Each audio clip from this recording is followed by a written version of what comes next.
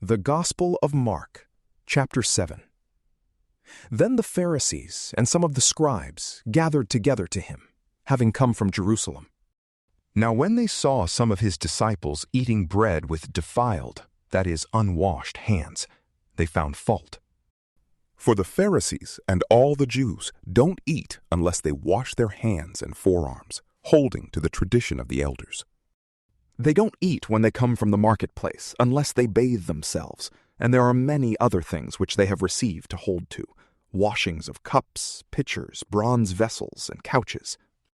The Pharisees and the scribes asked him, "Why don't your disciples walk according to the tradition of the elders, but eat their bread with unwashed hands?" He answered them, "Well did Isaiah prophesy of you hypocrites, as it is written, 'This people honors me with their lips, but their heart is far from me. They worship me in vain, teaching as doctrines the commandments of men.'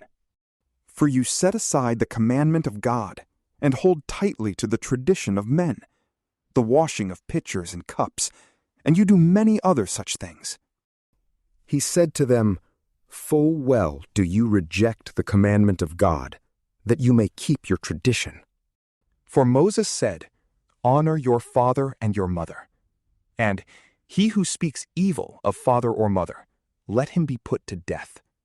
But you say, 'If a man tells his father or his mother, whatever profit you might have received from me is Corban,' that is to say, given to God, then you no longer allow him to do anything for his father or his mother, making void the word of God by your tradition which you have handed down. You do many things like this." He called all the multitude to himself and said to them, "Hear me, all of you, and understand. There is nothing from outside of the man that going into him can defile him, but the things which proceed out of the man are those that defile the man. If anyone has ears to hear, let him hear." When he had entered into a house away from the multitude, his disciples asked him about the parable. He said to them, "Are you also without understanding? Don't you perceive that whatever goes into the man from outside can't defile him? Because it doesn't go into his heart, but into his stomach, then into the latrine, making all foods clean?" He said, "That which proceeds out of the man, that defiles the man.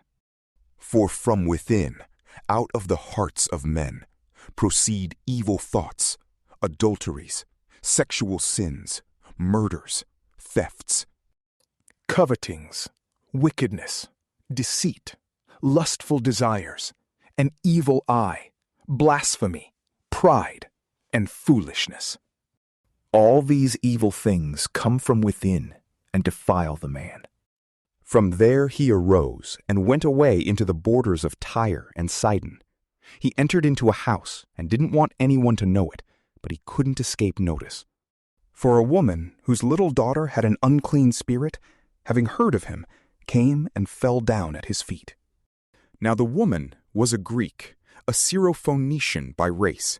She begged him that he would cast the demon out of her daughter. But Jesus said to her, "Let the children be filled first, for it is not appropriate to take the children's bread and throw it to the dogs." But she answered him, "Yes, Lord. Yet even the dogs under the table eat the children's crumbs."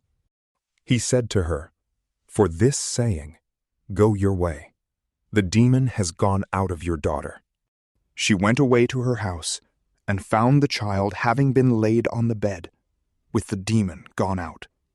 Again he departed from the borders of Tyre and Sidon, and came to the Sea of Galilee through the middle of the region of Decapolis. They brought to him one who was deaf and had an impediment in his speech. They begged him to lay his hand on him. He took him aside from the multitude, privately, and put his fingers into his ears, and he spat and touched his tongue. Looking up to heaven, he sighed, and said to him, "Ephphatha," that is, "be opened." Immediately his ears were opened, and the impediment of his tongue was released, and he spoke clearly. He commanded them that they should tell no one. But the more he commanded them, so much the more widely they proclaimed it. They were astonished beyond measure, saying, "He has done all things well. He makes even the deaf hear and the mute speak." From PrayLamp, peace be with you.